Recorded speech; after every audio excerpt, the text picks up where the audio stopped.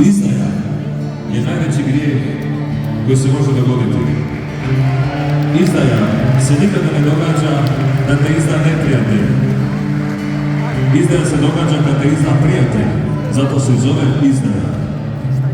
Međutim, mi pripadamo narodu, pripadamo vjeri koja je zasnovana na oprostu, koja je zasnovana na ljubavi. Pa evo, zahvaljujući vam stvarno što ste došli i znam da je nedjelja i znam da su neki govorili da je ovo sve skupa napravljeno u prigodi Uskrsa. Je, ali malo. Dakle, hvala vam što ste tu, znam da ujutro radite, znam da nemate, vidite da sam skratio koliko sam mogao, ali ne mogu vrati više. Dakle, vidimo se nekom drugom zgodom, hvala vam na svakolikoj i svekolikoj podršci koju ste mi pružili, ne samo u zadnjih par godina, nego i u mom životu.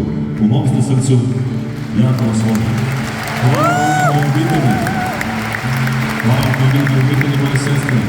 Hvala vam u ime svih onih ljudi koji vjeruju da nam može biti bolje. Hvala vam u ime svih onih koji vjeruju da naša djeca mogu ostati u ovoj zemlji. Moramo učiniti sve što možemo da to popravimo. Ne smijemo odustati i odustati nikada. Nećemo, barem ja, odustati nikada.